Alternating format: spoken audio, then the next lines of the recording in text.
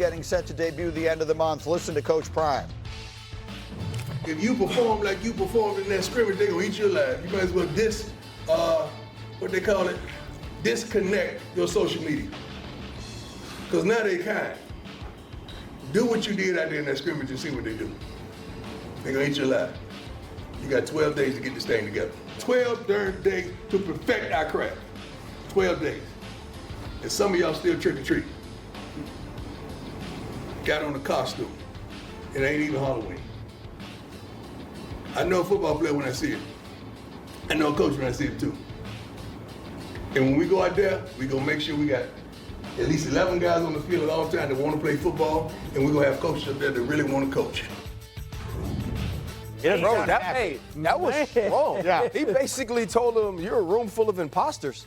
And I think that's big for Deion Sanders. Like you said in the meeting, like this is the first time he's taken the field without Shedeur Sanders as a college coach. This is the first time in 3 years you're taking the field without Travis Hunter as a college coach. And I think this is going to be a year where people are going to look at Deion Sanders and really try to evaluate and critique what sort of head coach he is. This is going to be the toughest year for Deion since he's been in Colorado. A wise man told me a long time ago, look, head coach's job is not just to coach the players, it's to coach the coaches. And he didn't just limit that to the players. Yeah.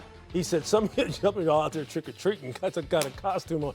And he said, talking about just the players. He called out the coaches too. Yo, he's serious right now. College football is 72 hours away. We dang near back at Halloween. And the NFL season They is stink right as around the hell in corner. them costumes, Greeny. All right, let's play a game of Believe It or Not. Louis Riddick will lead the way on these, and we'll see what we think. Louis, if I said J.J. McCarthy and the Vikings are going to win the NFC North, believe it or not? No, I believe it. Look, I have ultimate faith in the structure that's around him, starting with the head coach, moving down to the quarterback coach, to the position-specific skills that everyone has on this team, from inside out, the offensive line, the backs, the wide receivers.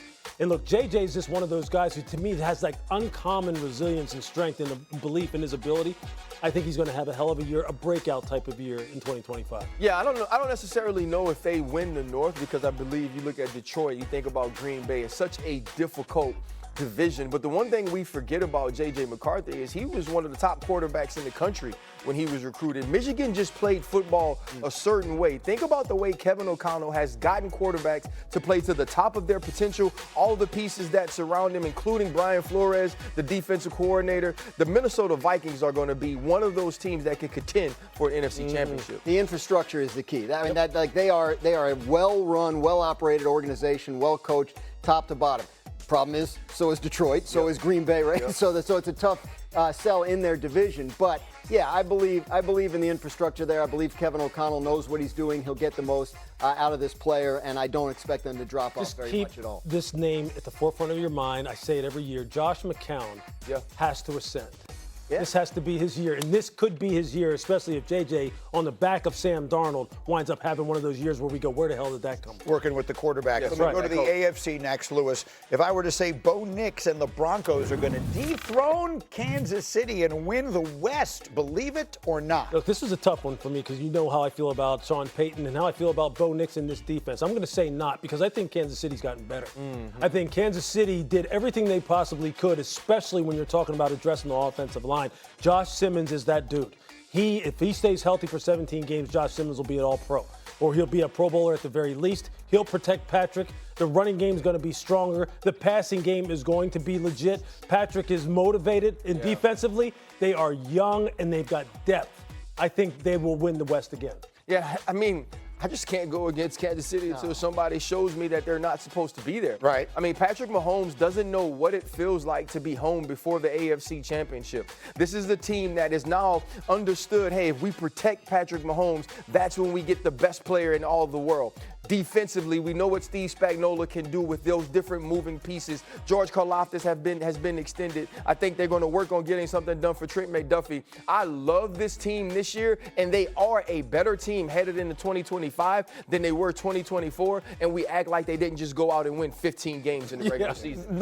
There's no way that this winds up being the case, because things don't ever go the way we expect them to. All four teams in that division, I feel like, should get better.